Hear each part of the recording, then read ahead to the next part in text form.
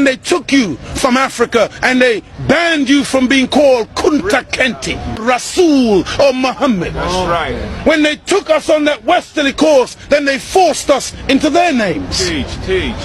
And they called us Smith, Jones, Robinson, Green, Brown, Hogg. A black man called Mr. White. And when we go to China, Listen. and we put our passport down, and the Chinese immigration control official looks at that passport and he sees Mr. White, he expects to see a white man. And when he sees the black man, he says, uh-oh, this man doesn't know who he is. That's your fact. But many of us as black people today, we're very foolish people. Right. Because we don't understand why another man gives you his name. Because when he gives you his name, the giving of another's name denotes possession. It means he owns you. As long as you're walking in another man's name, he knows he owns you. You can talk as strong as you like. Yeah, I'm for black, yeah, Mrs. White. Yeah, they're laughing at you. Because they know that when you take another's name, that's why in marriage, in the tradition of marriage, the woman takes the man's surname. Go ahead. And leaves her maiden name, because that taking of the other's name denotes possession. In the event of divorce, you don't walk around with the other man's name. You now relinquish that name because you're no longer with that one. What brings about insecurity is when you have a false concept of yourself. And the false concept of self is white supremacy. They believe that they are better because they are white. And as a result, see, when a man has that kind of silly mentality, Hitler had the silly mentality that the white man, the Aryan, is superior. So then at the Olympics, Jesse Owens kicks up all the Aryans. Hitler is outraged. He's angry. The white man pushing white supremacy. That's why they would cut off our penis when they would lynch us. Penis envy. They're afraid of the black man because of our potency, because of our manliness. Because when you look at the black man, he's a real man. He's strong. So then they would have us as mandingos, fighting one another. That's why even today, they want to be the heavyweight champion of the world. They can't find a white man to do it. So they tried to turn a black man, Frank Bruno, into a white man. They called him the Great White Hope. They're desperate. We're not allowed to play golf. Why are we not allowed to play golf? Because we are inferior. We can't play the game. But let one black man into golf. Then all of a sudden there's a tiger in the woods. And he doesn't just play golf, he becomes the master. We're not allowed to play tennis. Let black people into tennis. We go straight to Wimbledon and win it in 1935. A black woman. Now Venus and Serena, they run out of opponents. They have to play each other. The white people cannot compete on an even playing field. They let us into athletics. You can't run like us. You let us into any field of endeavor, we dominate it. So they feel, and they become very afraid of anything that goes contrary. And so every time a black man stands up for black people, Martin Luther King, shot down. Malcolm X, shot down. Patrice Lumumba, shot down. Steve Biko, shot down. Everyone, Nelson Mandela, they locked him up for 27 years.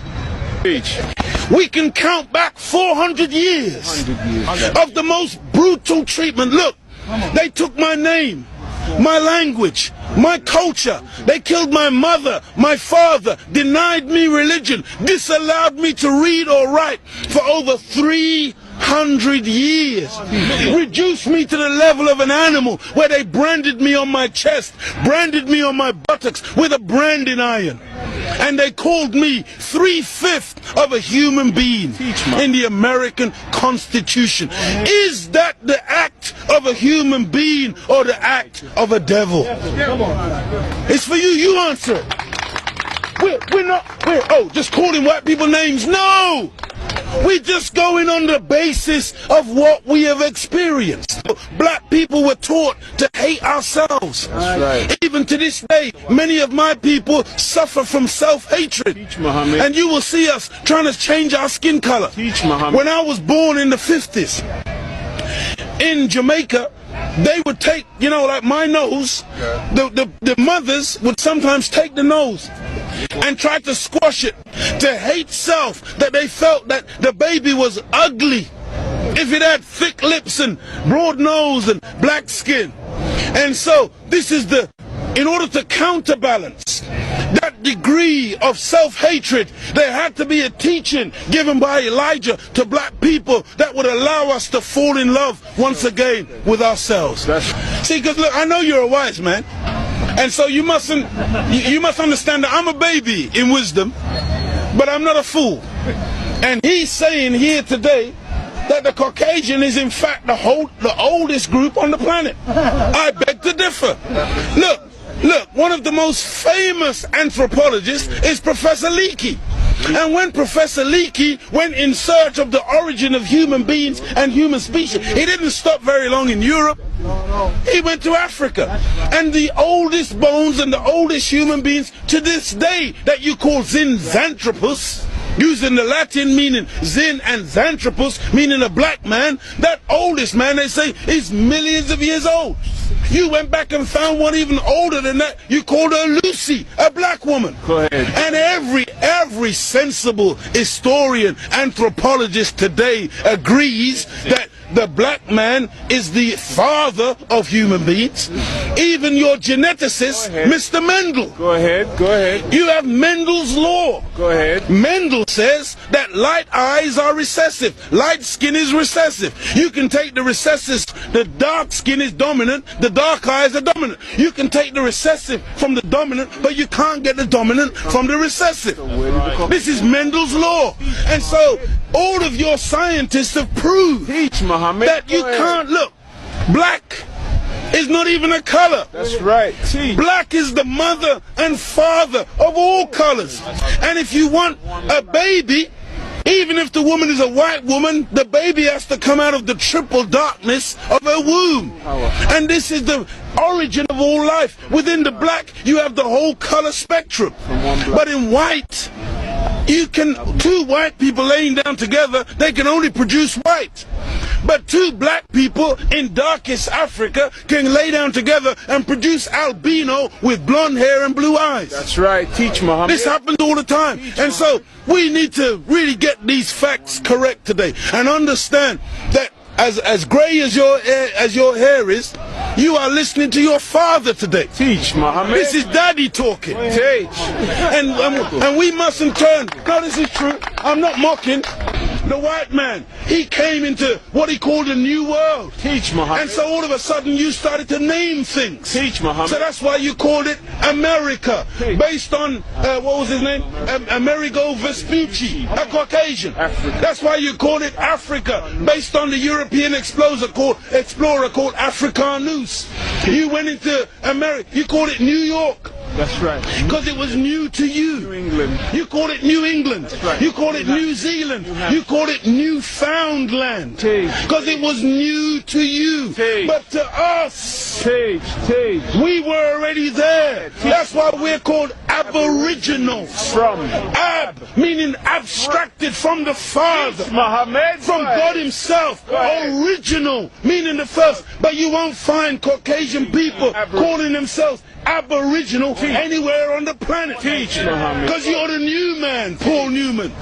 From one blood came all human beings, but we produced you from us. Look at this. Even the word human, you've heard the term of a darker hue. Human, meaning a dark man. Human, a man of color. That's why the topsoil of the earth is called humus. It is the dark organic material that gives life to the earth. Whenever you take away the dark organic material or you denature it, you're left with white, granulated sand, Teach. desert. ahead, You want to see those of us who think that white something to glorify in? No. It's a psychological thing with white people where you want to find your place.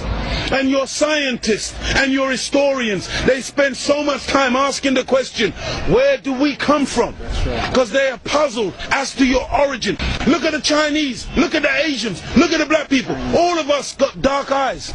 All of us got black hair. The only one on the planet who's got ginger hair, blonde hair, brown hair, grey hair, brunette.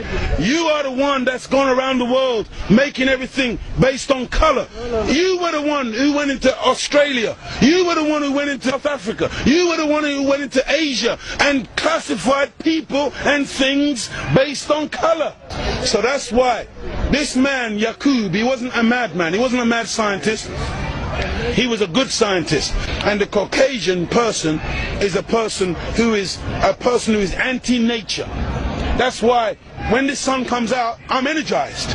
Me and the sun, we got a relationship. I love the sun. I don't need no sunscreen. I don't get cancer from the sun. Me and the sun have got a good relationship. I love it and it loves me. But white people, you got to put sunblock on. You got to hide from the sun, because now you might get a little melanoma. Part of me on you, that means